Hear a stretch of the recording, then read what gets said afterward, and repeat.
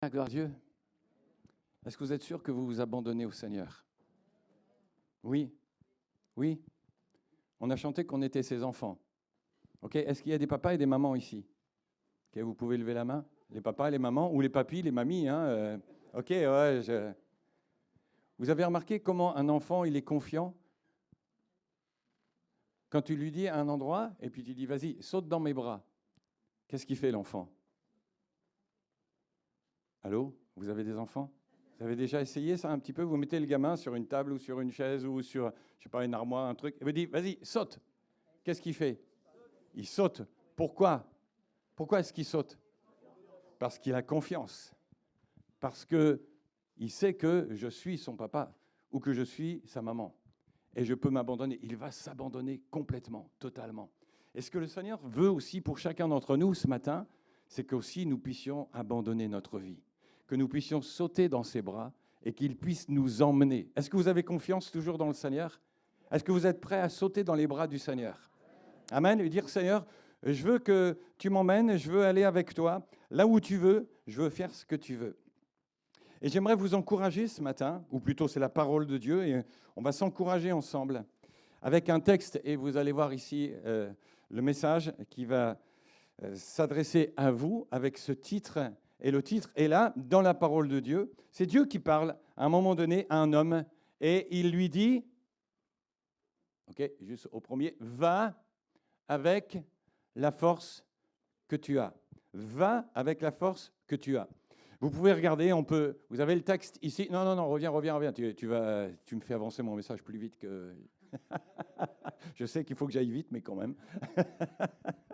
On va lire ensemble dans Juge. Si vous avez une Bible, vous pouvez le regarder, sinon le texte va s'afficher ici. Juge, chapitre 6, à partir du verset 11. Il nous est dit, vint l'ange de l'Éternel. Qui c'était l'ange de l'Éternel, à votre avis? Qui c'est l'ange de l'Éternel dans l'Ancien Testament? Vous ne savez pas? Oui. Je ne sais pas si vous me dites oui, si vous me dites non, vous restez très silencieux et je ne sais pas quoi penser. Donc, est-ce que vous savez qui c'est? Non? Ok. Si vous ne savez pas qui c'est simple. Au début, non plus, je ne savais pas. Mais l'ange de l'Éternel, c'est Jésus. C'est Jésus. Bien avant qu'il vienne sur terre, il régnait et à maintes fois, il s'est présenté devant des hommes. Et là, il vient. L'ange de l'Éternel, c'est Jésus. Et il s'assit sous le térébinthe d'Ophra, qui appartenait à Joas de la famille d'Abiézer. Gédéon, qui était son fils, battait du froment au pressoir pour le mettre à l'abri de Madian.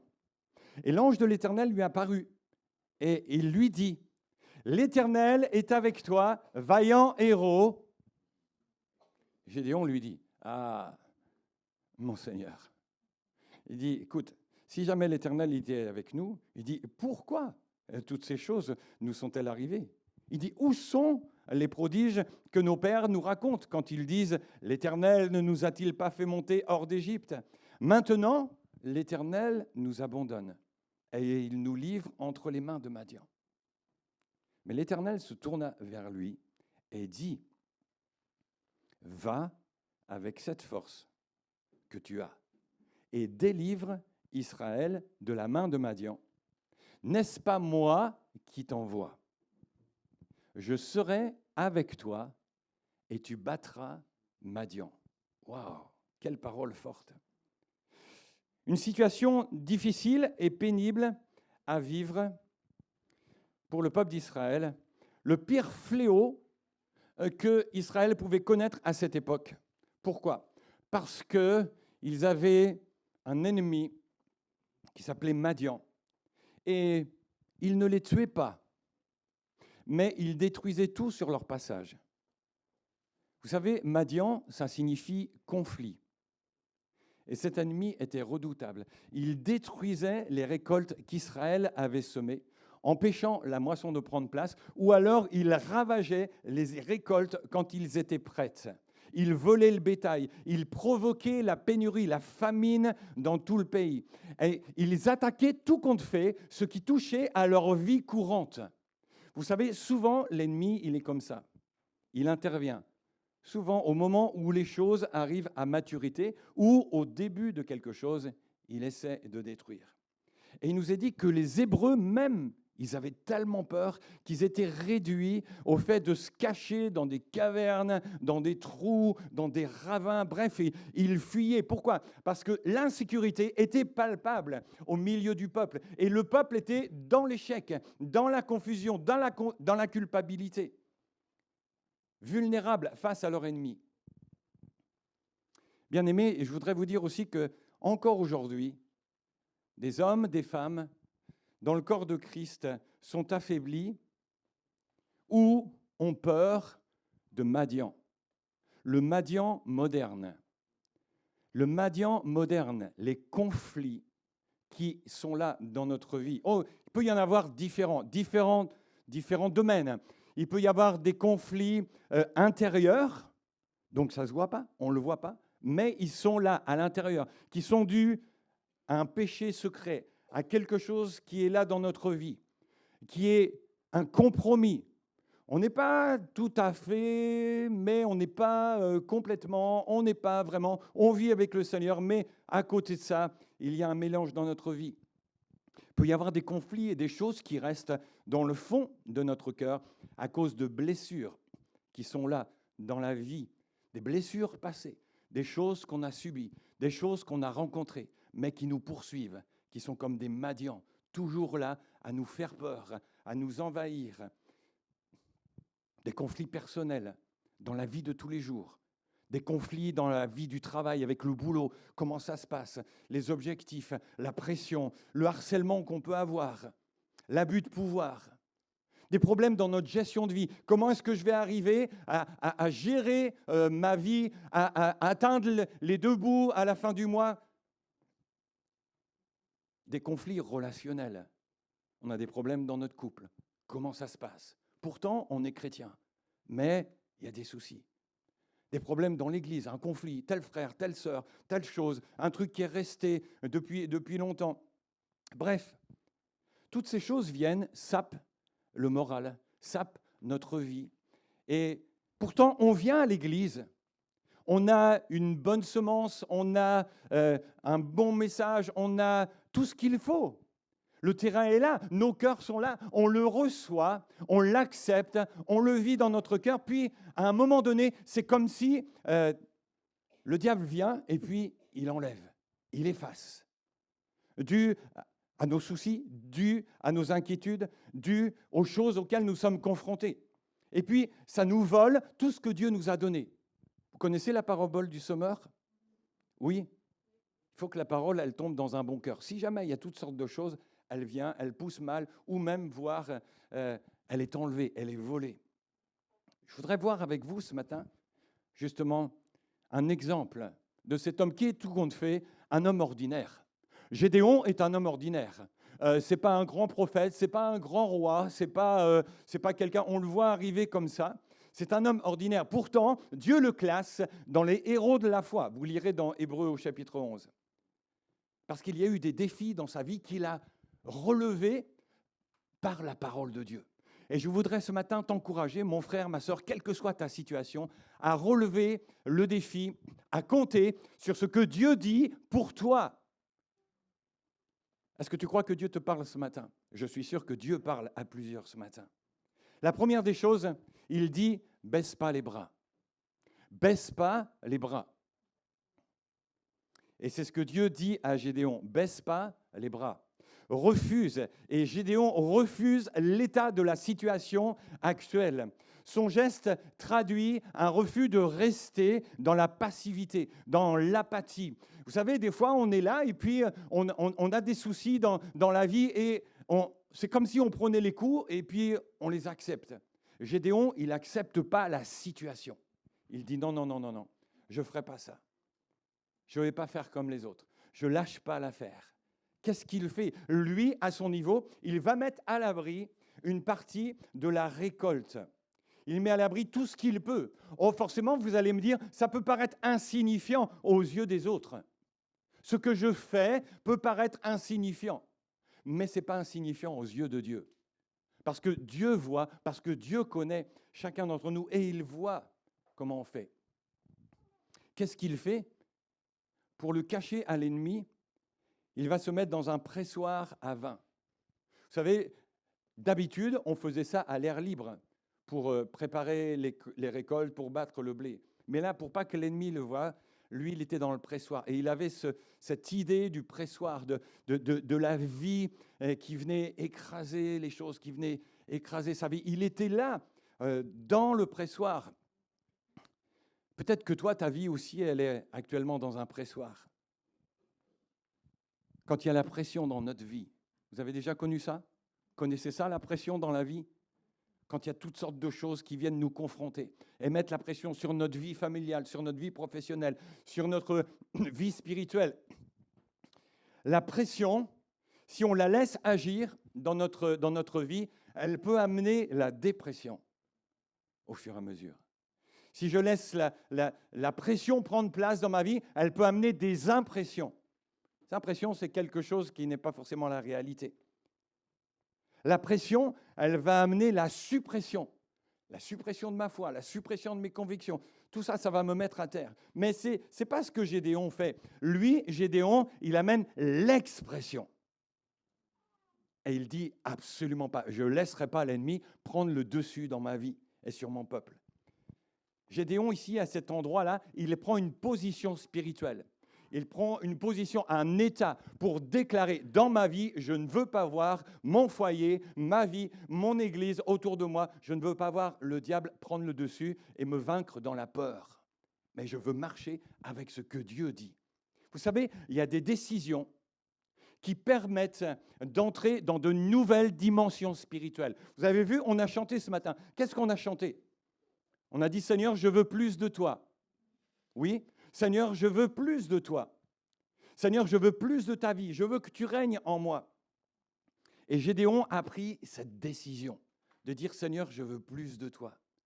Et sa décision a eu des conséquences magnifiques et merveilleuses. Vous ne savez pas qu'en prenant une décision, vous pouvez bénir toute votre famille, vous pouvez bénir toute l'Église, vous pouvez bénir tout l'environnement autour de vous. Et quand Dieu a vu ça, cette détermination, il a dit à Gédéon, l'Éternel est avec toi, vaillant héros. Wouhou!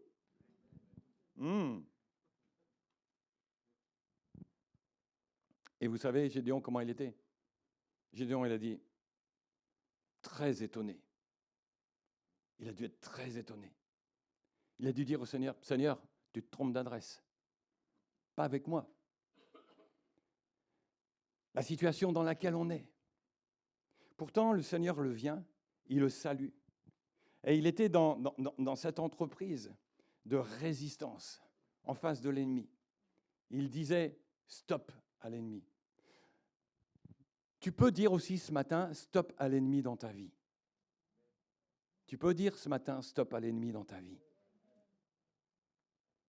Et Dieu va t'entendre. Et Dieu te voit. Regarde là de suite. Ici, il dit, ah, mon Seigneur, si l'Éternel est avec nous, il dit, qu'est-ce qu'il dit? Pourquoi? Pourquoi toutes ces choses nous sont-elles arrivées? La question de Gédéon, elle est pourquoi? Est-ce que Dieu va lui répondre? Non. Dieu va lui dire, va. Au moment où l'ange salue Gédéon, lui, il proteste. Il dit, je ne suis pas capable, je ne peux pas, tu t'es trompé d'adresse, ce n'est pas moi qui peut amener une délivrance sur Israël ou quoi. Pourquoi? Parce qu'il y avait de la frustration dans son cœur. Il y avait même une espèce de colère qui était quelque part légitime. Parce qu'il se disait, mais attends, on nous a raconté, nous, dans le passé, tout ce qui se faisait, etc., etc. Pourquoi tous ces problèmes? Ça ne vous arrive jamais de poser la question et de dire, Seigneur, pourquoi? Pourquoi? Pourquoi est-ce que je suis dans telle situation? Pourquoi moi? Pourquoi est-ce que Dieu permet? Quand je regarde les autres, ils sont bien, j'ai l'impression que pour eux, tout va bien, et puis moi, j'ai l'impression que toute la misère ou tous les problèmes sont concentrés sur moi. Ça ne vous arrive pas? Pourquoi est-ce que je vis cette situation? Pourquoi est-ce que ça dure? Pourtant, j'ai demandé à Dieu et puis la situation, elle ne bouge pas. Pourquoi maintenant? Pourquoi encore? Pourquoi ça continue? Pourquoi est-ce que ça ne va pas bien dans notre couple? Pourquoi est-ce qu'il y a la maladie dans ma famille? Pourquoi est-ce que j'ai été licencié de mon travail? Pourquoi est-ce que je connais telle rupture sentimentale? Pourquoi est-ce que je ne m'en sors pas? Pourquoi est-ce que j'y arrive pas? Seigneur, pourquoi? Wow. Juste. Gédéon avait du mal à croire que Dieu était avec lui, même dans cette situation. Quel était son problème? Eh bien, c'est que Gédéon, il était habité par des pensées de doute, par des faux raisonnements, par des fausses croyances en matière de foi par rapport à ce que Dieu était et ce que Dieu faisait. Son problème, c'est que sa foi était circonstancielle. Qu'est-ce que c'est qu'une foi circonstancielle?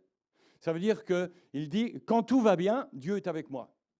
Quand tout marche, quand tout baigne, ça veut dire que Dieu est avec moi. Si jamais ça ne va pas, alors ça veut dire que Dieu est fâché contre moi. Est-ce que vous croyez que Dieu était fâché contre lui? Absolument pas. Au contraire, il était d'accord avec lui.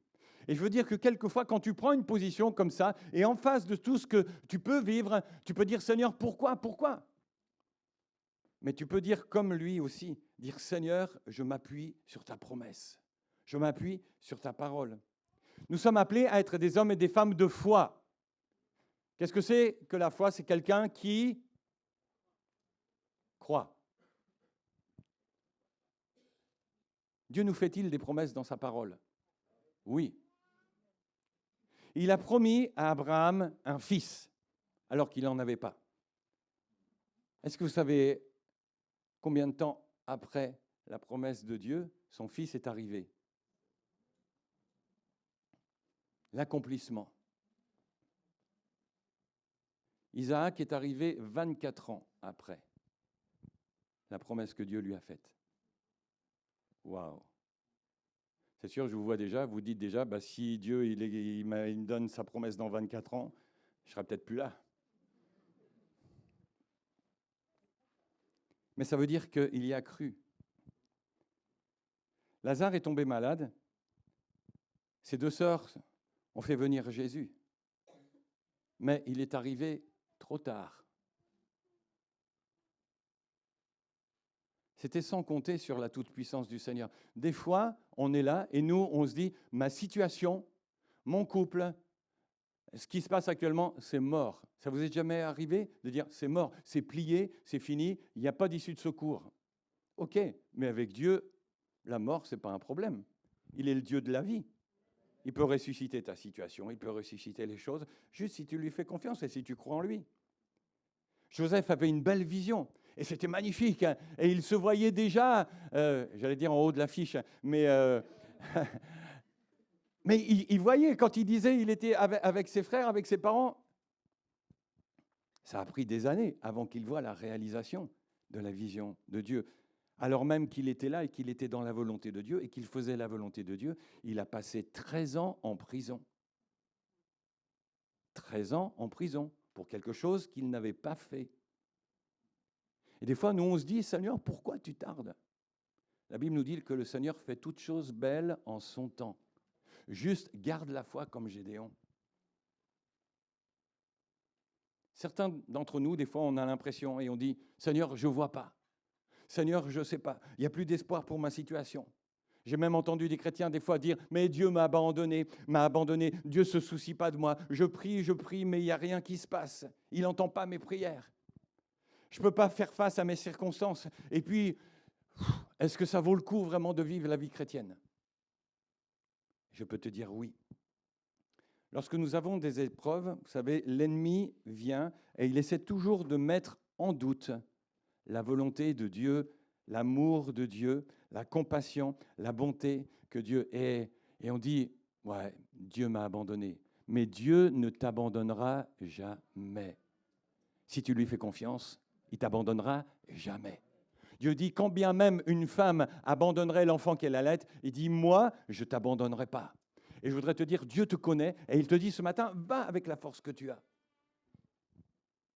Quelquefois, on est comme Gédéon, on tombe dans dans le regard des choses autour et des mauvaises circonstances. Mais Dieu nous appelle à garder sa parole, même quand nous chutons, même quand nous sommes à côté de la plaque. La parole de Dieu nous dit que même si nous sommes infidèles, lui, il demeure fidèle. Il est notre avocat. 2 Timothée chapitre 2, verset 13. Dieu nous dit qu'il est avec nous quand nous sommes dans le malheur, parce que sa parole nous dit qu'il est l'ami qui aime en tout temps, et que dans l'épreuve, il se montre un frère. Proverbe 17, 17. Dieu est avec nous, même en face de notre ennemi, parce qu'il dit « Je serai avec vous », et c'est ce qu'il a dit. « Je serai avec vous, je serai avec toi », c'est ce qu'il a dit à Gédéon. La Bible nous dit encore, Romains 8, 31, « Si Dieu est avec nous,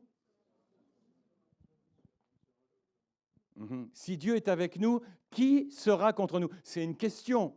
Qui sera contre nous? Exactement. Si Dieu est avec toi, personne ne peut être contre toi. Mieux vaut être tout seul avec Dieu que d'être 10 000 sans Dieu. Tu as plus de chances de réussir et de voir. Je voudrais te dire ce matin, tu peux mettre cette diapo suivante. Ne mets pas un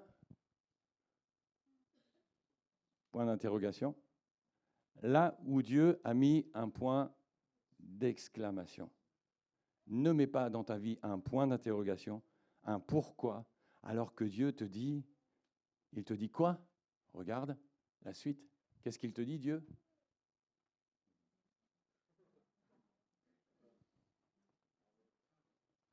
Dieu te dit, va. Ne te focalise pas. T'arrête pas sur l'instant présent. T'arrête pas sur la difficulté. T'arrête pas sur l'impossibilité. T'arrête pas sur ce qui se passe. Dieu te dit, va, avance, continue. La réussite et la victoire nous accompagnent dans l'accomplissement de ce que Dieu a préparé pour nous. Dieu ne nous laisse jamais. C'est lui qui a préparé pour toi. C'est lui qui nous donne ce qui nous est nécessaire. C'est lui qui pourvoit à tous nos besoins. C'est lui qui nous conduit. Et c'est pour lui que je vis à chaque jour qu'il fait. C'est pour lui que nous agissons. C'est lui. Arrête de te focaliser sur toi. Arrête de te focaliser sur ton problème et regarde à Jésus. Regarde à lui.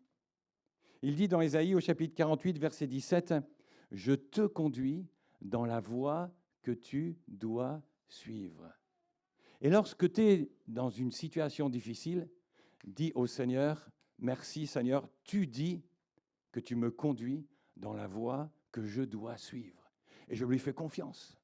Est-ce que tu fais confiance au Seigneur pour conduire ta vie?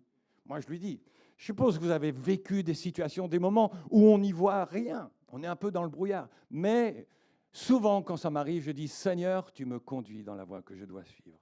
C'est lui qui voit, c'est lui qui sait. Et puis, vous savez, va, c'est un acte d'obéissance. C'est un acte d'obéissance, quelque part. Est-ce que c'est une option? Okay. C'est quoi la conjugaison du verbe là ici? C'est un impératif. Il dit va. Donc il m'appelle à un acte d'obéissance. Il nous envoie. S'il nous envoie et s'il nous dit, c'est qu'il a une bonne raison. Il attend juste de toi, comme je le dis tout à l'heure, comme un enfant, d'avoir la confiance, d'avoir la fidélité, d'avoir la dépendance. Seigneur, je dépends de toi. Il nous est dit dans Hébreux 11, c'est par la foi qu'Abraham obéit et partit sans savoir où il allait. Nous, on n'aime pas ça. Vous êtes d'accord avec moi? Est-ce que ça vous est déjà arrivé de prendre la route sans savoir où vous alliez? Dit, il faut peut-être que j'aille quelque part. Le Seigneur nous montrera et te montrera. Va, c'est aussi un pas de foi.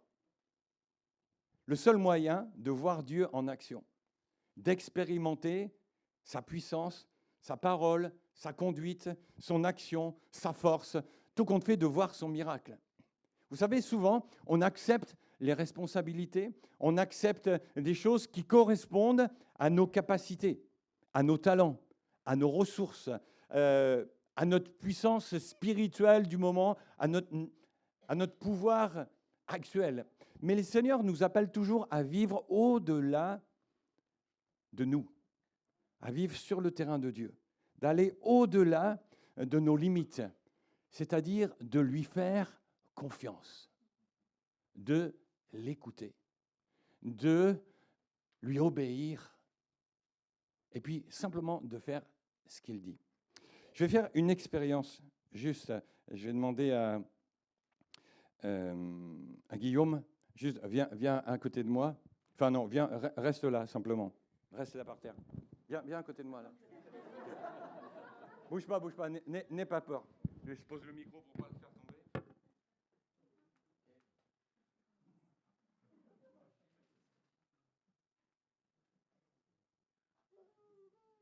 Ok, Guillaume, combien j'ai de doigts?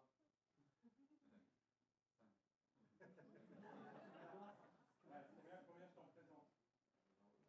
D'accord, ok, c'est bon. Maintenant, Guillaume, je vais te dire, tourne-toi à droite. Avance.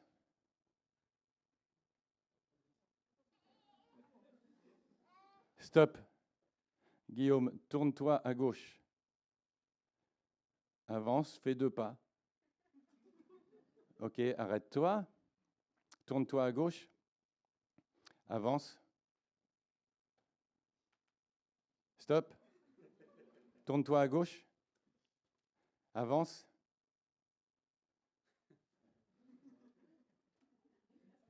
Ok, stop. Lève le pied. Droit. Monte. Vas-y. Ok. Tourne-toi. Fais un demi-tour. Ok. Descends. Avance. Stop. Tourne-toi. À droite. Encore à droite. Assieds-toi. Ok. Merci. On peut la...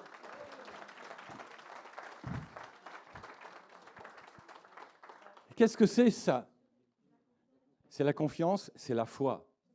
Il voit rien, il écoute, et quand il entend la voix, il fait ce que la voix lui dit. Automatiquement, il n'aurait jamais pu faire ça dans les conditions normales. Mais le fait qu'il entendait, il agissait, il allait et il avançait, malgré le fait qu'il ne voit pas les choses.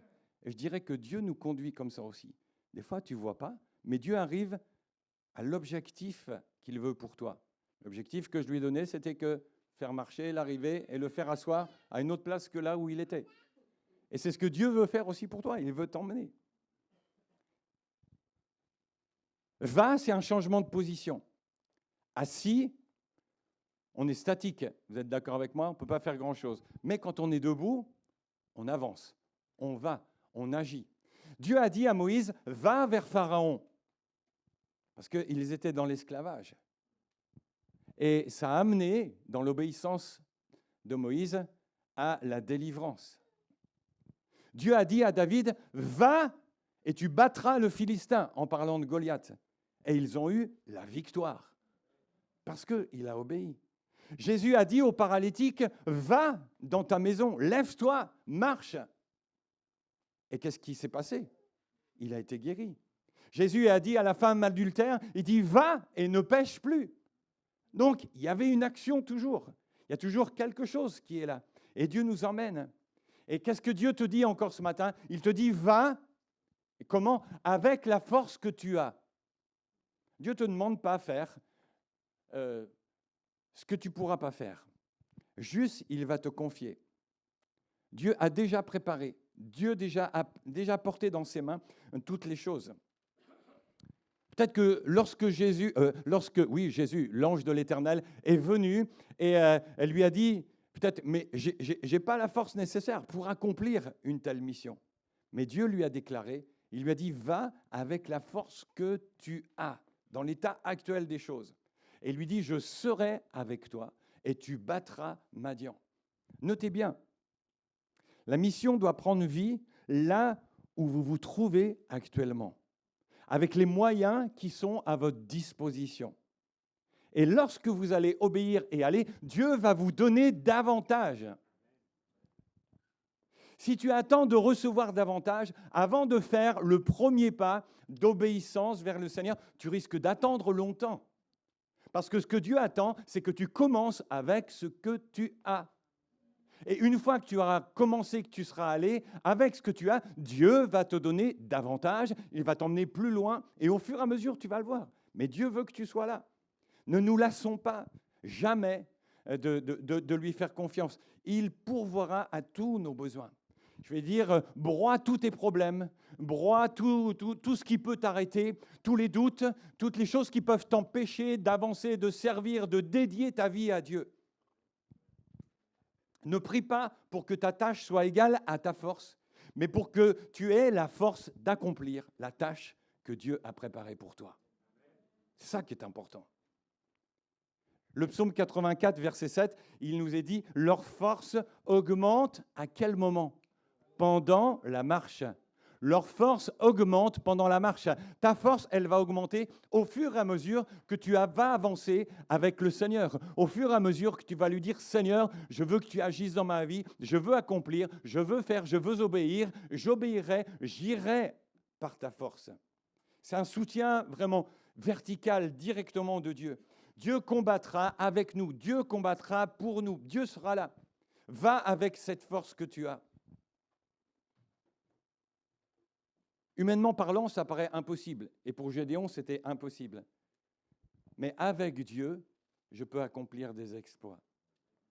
C'est vrai, si je regarde à moi personnellement, je ne peux pas faire grand-chose dans votre vie, autour de moi.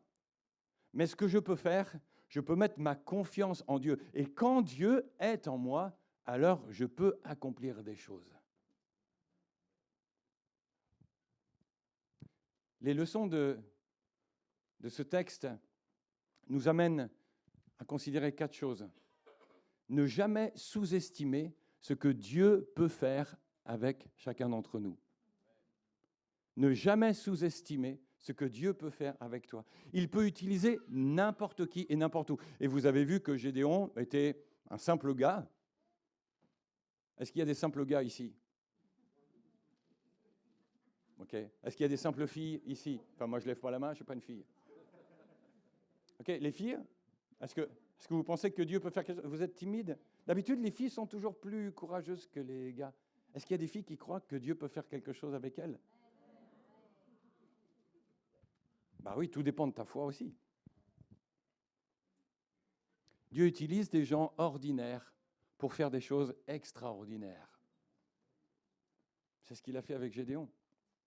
Deuxièmement, Dieu sera toujours avec nous dans tout ce qu'il nous a appelés à faire.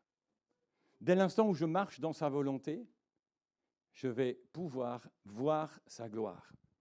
Peut-être que vous vous sentez impuissant, inadéquat, limité, mais vous ne serez jamais seul. Dieu ne vous abandonnera pas. Il marchera avec vous. Il marchera à chaque jour. Dès l'instant, il y a peut-être quand même une condition où nous lui obéissons. Vous savez, le problème qu'il y avait, pourquoi est-ce qu'Israël s'est retrouvé envahi par Madian ? Simplement parce qu'ils ont désobéi à l'Éternel. Et comme on le dit, on récolte ce qu'on sème. Et ils se sont retrouvés avec des problèmes. Mais le Seigneur est venu et il délivre toujours son peuple quand il trouve quelqu'un.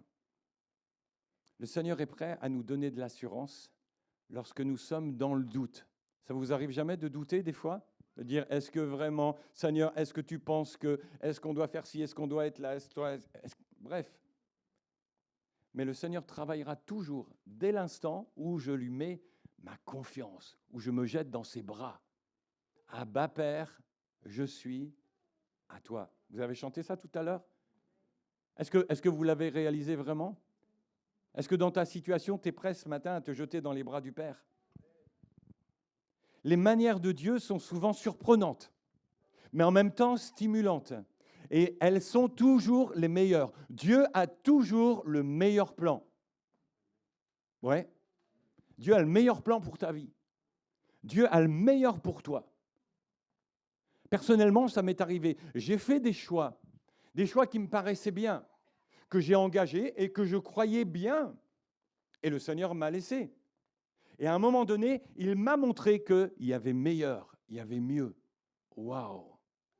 Et quand j'ai vu ce que Dieu me proposait, j'ai accepté ce que Dieu me proposait et j'ai laissé ce que j'avais prévu. Et je peux vous assurer, encore aujourd'hui, je bénis Dieu de ce que j'ai écouté, de ce que j'ai suivi et de ce que lui, il avait tout prévu. Il avait tout prévu. Et je dis, Seigneur, merci. Dans ma vie, je vois ta direction, je vois les choses et c'est quelque chose de génial.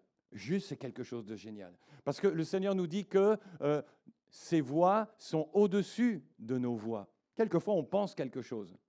Et on se dit, je vais faire ceci, je vais faire cela, je vais aller ici, je vais déménager là, je vais faire... Waouh! Dans ma vie professionnelle, j'ai eu une super promotion un jour dans ma vie. Et la direction parisienne me proposait de prendre un poste régional sur la Côte d'Azur. Ah ouais, j'entends tout le monde. Ah. C'est sûr, j'habitais à Rouen en Normandie. Donc, c'était quand même pas mal, quoi. Et je prenais la responsabilité de tout un réseau de commerciaux. Et franchement, c'était bien. Et moi, j'ai pris ça comme une bénédiction de Dieu. Et j'ai dit à ma femme et mes enfants, allez, on va déménager, on va partir, etc. Et tout. Et j'ai embarqué tout le truc. J'étais représentant de commerce, j'avais un portefeuille, j'ai vendu mon portefeuille. J'ai fait rentrer dans la société une chrétienne de l'Église à qui j'ai cédé mon portefeuille commercial, etc. Et tout. Et puis, 3 semaines avant de partir, la direction à Paris m'appelle. Elle me dit, Monsieur Noël, on a un problème. Je dis, quoi? Qu'est-ce qui se passe? Il me dit, écoutez, il dit, la personne que vous deviez remplacer ne part plus à la retraite. Parce que c'était tout compte fait, c'était un commercial qui devait partir. J'ai dit, ah, c'est embêtant. Il dit, qu'est-ce qui se passe? Il me dit, il n'a pas assez d'annuités pour prendre sa retraite. Donc, vous ne pouvez pas déménager sur la Côte d'Azur. Ah! Et là, tu te retrouves avec un problème. Parce que, alors tu peux toujours décommander le déménageur, ça va. Mais j'avais plus de portefeuille commercial. C'est-à-dire que je n'avais plus rien, je l'avais cédé, et je n'allais pas dire à la chrétienne, écoute ma sœur, tu es très gentille, mais je vais reprendre mon job. Non, c'était fait, donner c'est donner. Reprendre. Et là j'ai dit, Seigneur, pourquoi? Juste si tu m'avais écouté, et si tu m'avais cherché un peu avant, je te l'aurais dit. Heureusement, toujours dans des telles situations, le Seigneur a toujours une solution. Et Dieu m'a conduit, et Dieu m'a aidé pour que je puisse continuer dans ma vie professionnelle. Mais, je dirais des fois, il y a des choses qui nous paraissent bien, et qui nous paraissent être des opportunités de Dieu, et qui ne le sont pas. Juste dire, Seigneur, est-ce que c'est ta volonté? Tu as prévu quoi? Le Seigneur travaille toujours de manière à ce qu'il soit exalté, à ce qu'il soit glorifié. On l'a chanté tout à l'heure, à toi la gloire. Est-ce que vous voulez voir la gloire de Dieu dans tous les aspects de votre vie? Le Seigneur va se manifester avec toi. Paul nous dit dans Philippiens, je termine avec ce verset, chapitre 4, verset 13, « Je peux faire face à toutes les difficultés par celui qui m'en donne la force. » Je peux faire face à toutes les difficultés par celui qui m'en donne la force. Alors, je termine juste avec cette parole et que tu gardes ça pour toi. Le Seigneur te dit ce matin, je serai avec toi et tu battras Madian. Tu battras Madian. Tu vas battre le conflit. Tu vas battre la situation qu'il y a parce que le Seigneur est avec toi. Parce qu'il te dit, arrête de poser des questions, juste va dans ce que je te donne et dans tout ce que je te demande ce matin. J'aimerais qu'on puisse prier ensemble. Et puis, on va se lever ensemble, demander simplement à Guillaume de pouvoir, là, de prendre un peu un temps musical.